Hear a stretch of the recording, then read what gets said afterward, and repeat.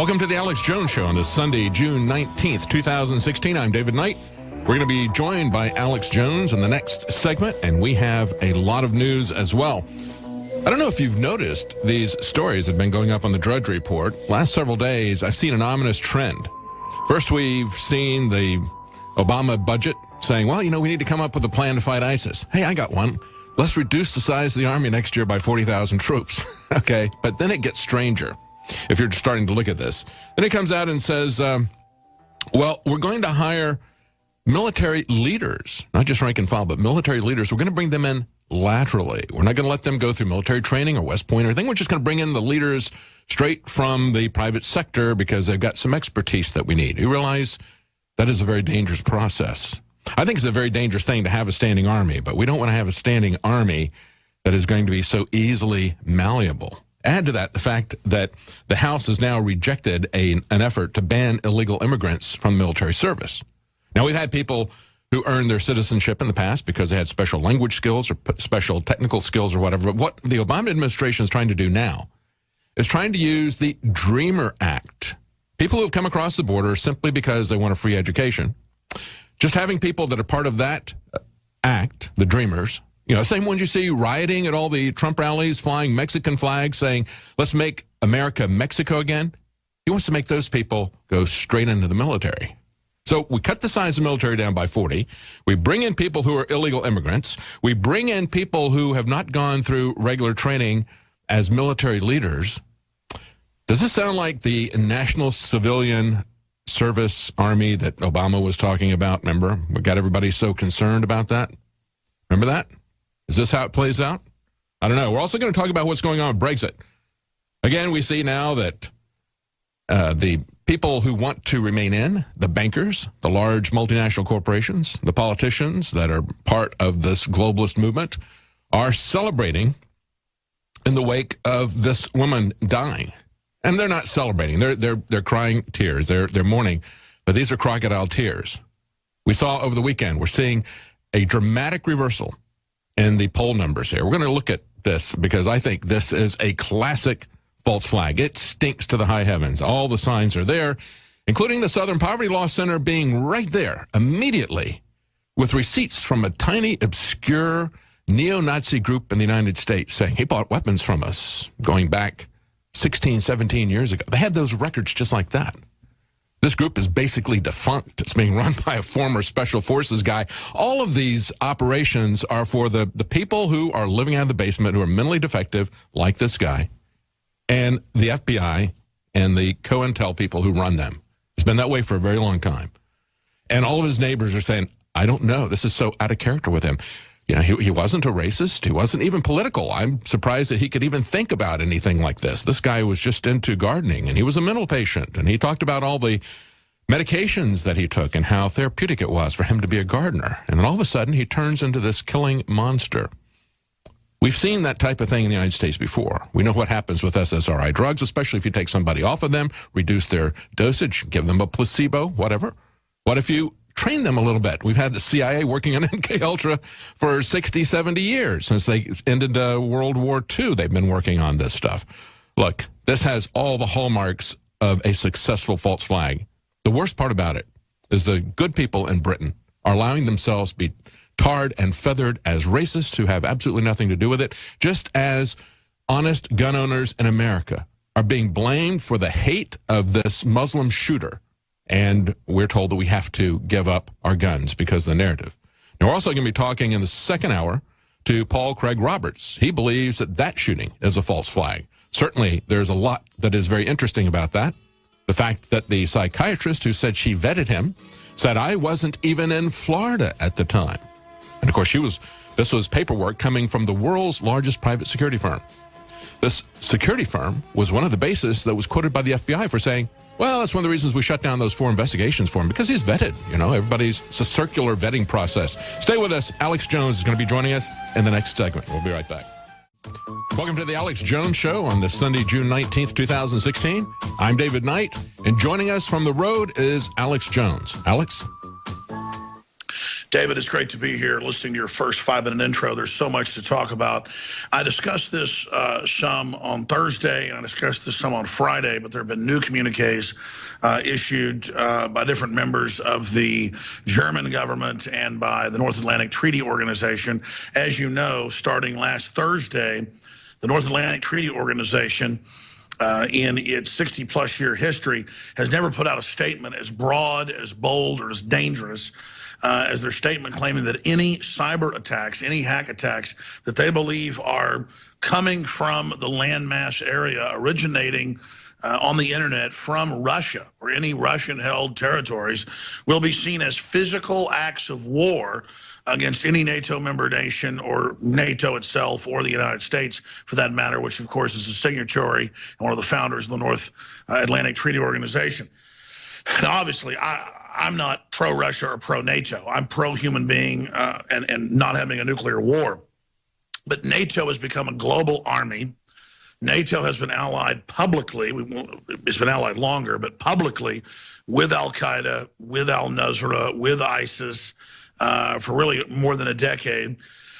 And they've been using it as a proxy army in Libya, in Syria, in Egypt, in Iraq, and countless other areas. NATO's been caught trafficking narcotics. NATO is really, at the end of World War II, what the German power state and all the Nazi money did, merging with the West. It was an extension of what you could call something like Operation Paperclip. Now, I'm not saying the New World Order is a Nazi conspiracy. I'm simply saying it's an inculcation of those different Nazi and collaborator intelligence networks with Western intelligence networks under an OSS/CIA 1947 National Security Act umbrella. And it's been operating above the law ever since. We know that Bilderberg, meeting at the hotel there in Oosterbeek, Holland, the Bilderberg Hotel, where they get their name in 1954, was only an extension of NATO meetings that were already being held in secret with private corporate directors previous to that. So it is the heart of the world government project, and it's sucking the energy, the money, the livelihood out of all the different member states that are in the EU and controlled militarily by NATO, which is the UN army. And so it's a very parasitic organization. So when we hear NATO wants to start a war with Russia, regardless of any problems Russia has or any geopolitical activities they may be involved in, Russia is not 1/100th, and I mean that conservatively, 1/100th the threat to human life than the globalist Anglo-American world government eugenics-based project. And so those stories from Zero Hedge and from InfoWars and from many other publications are up on Infowars.com right now. They have links throughout it to mainstream newspapers in Europe and from governmental statements. We can all obviously go over some of those with top German ministers and others coming out and saying, look, these latest statements by NATO are boot stomping, they're warmongering, these are quotes, and are extremely dangerous and endanger everyone's stability. British troops, U.S. troops, other real combat troops, German troops have been massing in different areas along the Russian border. They are moving armaments in from Ukraine to Poland to other areas. This is very, very dangerous. We saw a probing of Russia in 2008 on the kickoff of the Olympics when tens of thousands of Georgian troops, NATO-backed, attacked South Ossetia and Abkhazia, two historically Russian-held areas on the Georgian-Russian border, wiping out all the Border Patrol troops at those facilities, murdering everyone, as an elicited event to trigger the Russians pouring in, and then our media ran with the hoax that the Russians had actually invaded Georgia. I mean, I actually went on there and said, Russia has invaded Georgia. This is crazy, because I was still believing CNN. I mean, I knew they lied, but I could never imagine, David, that they would lie at that magnitude. So there is a lot going on. It'd be like saying, you know, that the United States attacked Tokyo on December 7th, 1941 at Pearl Harbor. It's just an inversion of the facts. Just like we see on every other case, it's just getting worse and worse and worse and worse. And then meanwhile, we have our reporters all over the country, from Phoenix, Arizona to Dallas, Texas in the last few days, getting over-the-top video of people with huge Mexican flags and signs saying, let's make America Mexico again, and let's make USA Mexico again. And the media actually saying, how dare Donald Trump supporters not want to make the Southwest Mexico? when it had, a bunch of different flags. 6 flags of Texas. There were actually 8 flags over Texas, but Mexico couldn't hold it, Spain couldn't hold it, France couldn't hold it, on and on and on. It's just that there's this whole idea that America's bad, America's evil. All of this is being pushed by globalists, so we'll give up our sovereignty. And that's why the New World Order hates Russia so much, is because Russia is paying down its international debt to the IMF and World Bank at the fastest rate of any major nation. Russia is paying people to have kids. Russia has national news shows that even our media says are like Alex Jones with a national TV show. Putin's best buddy's like an Alex Jones and claims fluoride gives you brain damage and don't take the vaccines and that they're chemtrailing everybody and they're geoengineering and Putin's best buddies all have Well, you know what? It's amazing that Russia has actually found out about the world government, found out about the New World Order, because the communist Bolshevik program was run out of London and New York, declassified, over 100,000 conscripts, basically hired, not conscripts, but happy folks to be funded as mercenaries who were former Russian immigrants, many of them Jewish, to be shipped into Russia in 1917 with Lenin's train and Stalin's train of gold with $25 million of U.S. gold on board to fund the Bolshevik overthrow of Moscow first. Took them years to get control of the rest of the country, but once they got control of Moscow, they had control of the newspapers. They killed the czars, and they put in all the newspapers, turn your guns in and we'll give you amnesty. Well, when the military and others and the citizens turned their guns in, what they got was murdered and put in forced labor camps. So they traded out one form of slavery for something far worse. And so it's very important to understand that we shouldn't be enemies with Russia, in my view.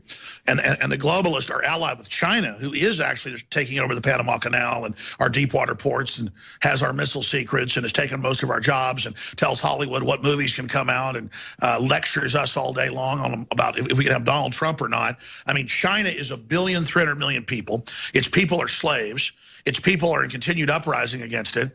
It's in our business. It has 97% of rare earth minerals under its control. It's got military bases all over the world, over 100 of them now. Russia's got 3. Russia is not the threat. Russia's broken away from the world government project. It's got its own corruption, its own problems. But the New World Order wants to take it down because it's already got a deal with China and others, and it wants to be able to go in and have the same type of social engineering in Russia they've had here to cut off the population growth, which they've actually obviously had negative growth there, but Russia's trying to fix that, and to put them under the same family-killing process that we're now under in this country. I also want to talk about some of the latest attacks on Donald Trump.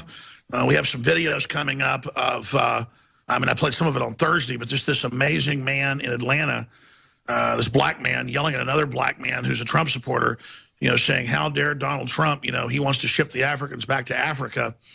And then meanwhile, this man's wearing a rainbow flag button and talking about how Trump hates the gays when it's Hillary Clinton that is getting $100 million from Gulf War states that kills homosexuals just for being gay.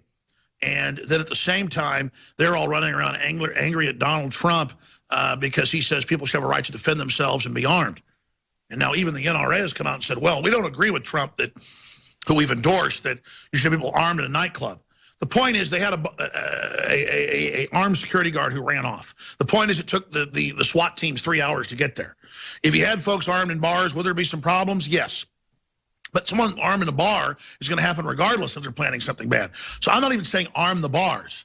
But you have to understand that it leaves it as a vacuum for the shooters to come and target you because the stupid SWAT team takes 3 hours to get there. And that's the reality on that front. But as people discover, the reason they're demonizing Trump is his simple nationalism. It's really a big deal. So there's this and a lot more today. I'm only going to be here for one more segment, spending some time with the family. Also going to be shooting some more reports on the road. Then I'll hand the baton to David Knight and more. It's a big, jam-packed global transmission on this Sunday edition, Infowars.com. Welcome back to the Alex Jones Show. I'm David Knight here on this Sunday, June 19th, 2016. I'm here live in Austin. We have Alex Jones joining us now live from the road. Alex. That's right, and I'm going to be here just for one more segment and hand the baton to David Knight, but I'll be hosting the broadcast here from the road tomorrow, 11 a.m. to 3 p.m., co-hosting with David Knight and others. But the big issue, obviously, is the globalists have taken the gloves off. They're moving their program for world government into overdrive right now, and we now have hundreds of different publications coming out, from Rolling Stone to the Associated Press, saying it's time to ban guns, it's time to repeal the Second Amendment. So they've gone from denying this